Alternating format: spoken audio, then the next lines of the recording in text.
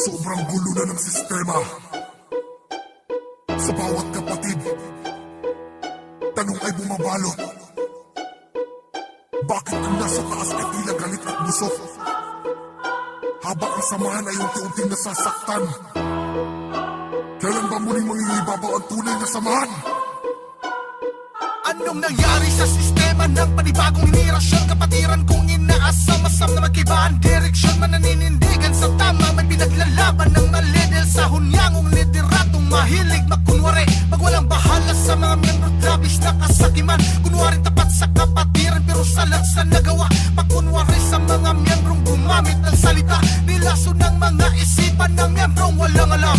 Nagusura lang makamit ang pamunuan ay magkakaisa. Subalit masakit mga isipin na dalawa lang dapat pero dumarami pa. Hindi ko na kayang matansya kung may pag-asa pa bang pamunuan ay magkakaisa. Masakit mga isipin na para sa akin ay di magawa ang isang salita.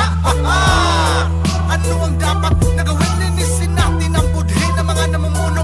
Tagilid di bangon ang dapat ibangon hanggang sa tayo na muna. Tabilang alpaka paro magkaisa ang ating diwa. Nasaan ang sagot sa aming katanungan? Prinsipyo na hindi angkop sa kapatiran.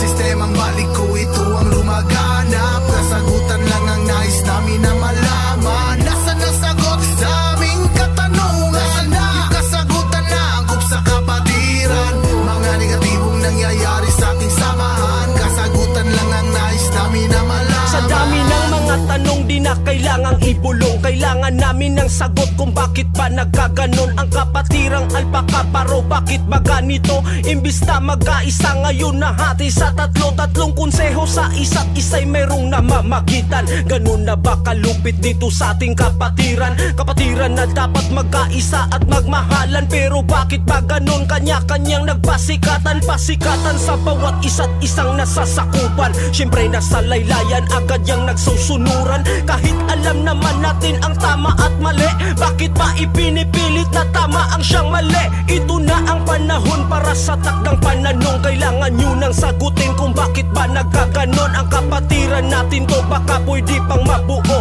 at laging tatandaan na iisa tayo na akro.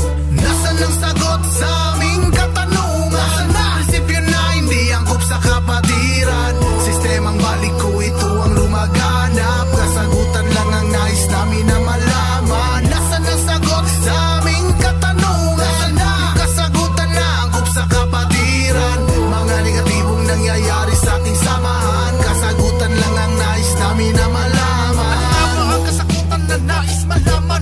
Nagkaramihan nating kapatid na isa sa nabiktima sa kasinungalingan na ginagawa ng mga sakin sa kapangyarihan na dapat ito'y mapupunta sa tamang hawak at namumulong may prinsipyo sa dangal ng kapatirang alpaka paro ang samahan na matikas sa lahat. Pagwawasto sa dapat katarungan laging nais muling itama ang sistema na walang halong labis.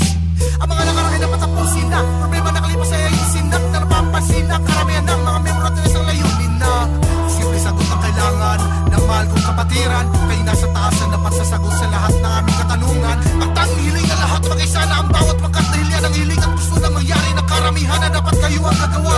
Tigilan na ang pagkabulag sa kagustuhan na walang katarungan. Pagwawasto ang paraan upang tayo gigising sa katotohanan. Nasaan ang sagot sa aming katanungan?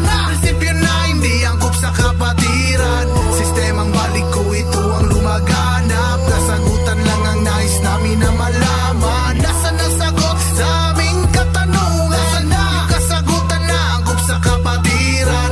Mga negatibong nangyayari sa ating samahan. Kasagutan lang ang nais namin na malaman. Babalikan ang panahong magkaisa at sama-sama. Di ba mas maganda na aayusin na ang problema? Walang mapapala kung tayo ay magmatigas. Ba't di pa magsanibersa para lalong lumakas? Ilang dekadang nagdaan, bakit di natin balikan ang alaala na iniwan? Di na kayang tumbasan. Salitang I born, I live, I die as a great acro. Patuloy na isa sa puso magpanghanggang dulo. Marami nang malalakas sa katungkulang mataas at kanya-kanyang pananaw at magkakaibang galaw. At dahil yan sa ating konseho na tatlong matatanaw, pakinggan nyo lang mabuti ang aking isisigaw. At wag na nating kalimutan kung saan nag-umpisa. Pagka may bawat isa sa atin ay mahalaga. Mahalaga ang bawat pagmamahal sa ating kapatiran. Kapatirang nagsasama na may wasto at katapatan.